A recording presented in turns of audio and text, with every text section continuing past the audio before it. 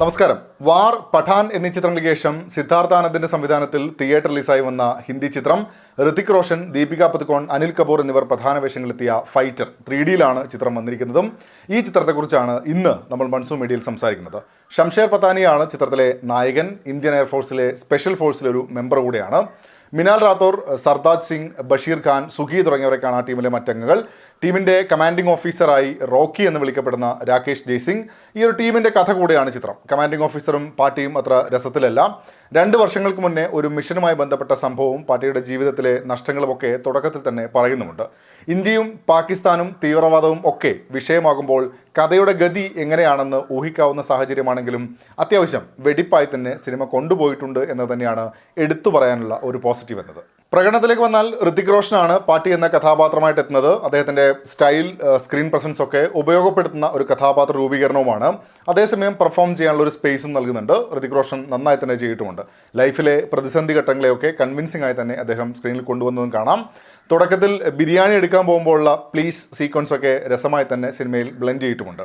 ദീപിക പദുക്കോണിൻ്റെ ഒരു star value നന്നായി ഉപയോഗിച്ചെന്നാണ് തോന്നിയത്. പാട്ടിയുമായുള്ള ഒരു റൊമാൻറ്റിക് ട്രാക്ക് അത്ര മികച്ച രീതിയിൽ വന്നു എന്ന് തോന്നിയില്ല. അച്ഛനും അമ്മയും കാണുന്ന സീനൊക്കെ ടച്ചിങ് ആയിരുന്നു, നന്നായി തന്നെ ചെയ്തിട്ടുമുണ്ട്. CEO എത്തുന്ന അനിൽ കപൂറും തൻ്റെ റോൾ നീറ്റായി തന്നെ ചെയ്തിട്ടുണ്ട്. ആ ആറ്റിറ്റ്യൂഡൊക്കെ നൈസായിരുന്നു. ഇവരുടെ ടീം മെമ്പേഴ്സായി വരുന്ന മറ്റുള്ളവരും അവർ റോളുകളോട് നീതി പുലർത്തി എന്ന് തന്നെയാണ് അനുഭവപ്പെട്ടത്. അവർക്കിടയിലൊരു കെമിസ്ട്രി ഒക്കെ ഇൻറ്റൻസ് ആയി തന്നെ ഫീൽ ചെയ്യുന്നതിൽ പ്രകടനം പ്രധാന പങ്ക് വഹിക്കുന്നുമുണ്ട്.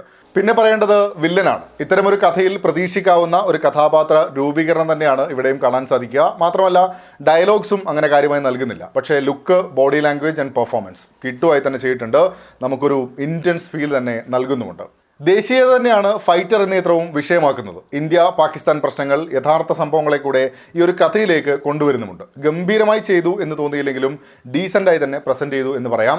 പ്രധാന കഥാപാത്രത്തെ തന്നെ ഫോക്കസ് ചെയ്ത് പോവുകയും അതിൽ സംഭവങ്ങളെ ചേർത്ത് വച്ചിരിക്കുന്നതുമാണ് പ്രധാനമായിട്ടും പറയാനുള്ളത്. ഒരു ഘട്ടത്തിൽ അതുവരെയുള്ള സ്പേസിൽ നിന്നും നായകനെ മറ്റൊരിടത്തേക്ക് പറിച്ചു വിടുമ്പോഴും അയാൾക്കൊപ്പം പോകുന്നു എന്നല്ലാതെ പ്രധാന കഥ എന്നത് മാറി നിൽക്കുന്ന അവസ്ഥയുമില്ല.